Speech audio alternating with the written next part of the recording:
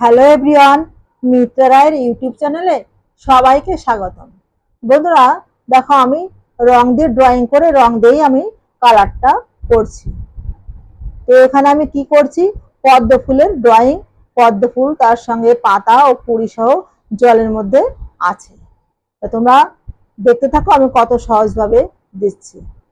দেখো, পদ্ম ফুলটা আমি আগে ড্রয়িং করে নিয়েছি, আবার রং দিয়েই আবার সেটাকে সেই রং দিয়েই সেট করে নিয়েছি। এবার জলের মধ্যে তার রিফ্লেক্টটা ফেলেছি।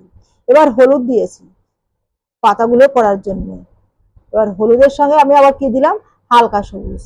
এবার দিচ্ছি গিয়ে হচ্ছে আমি কি, ডিপ সবুজ। ডিপ সবুজ দিয়ে আমি কি করছি, ডিপটা বাড়িয়ে দিচ্ছি যাতে পাতার শেপগুলো আসে। তারপরে আমি জলের স্কাই কালার দিচ্ছি।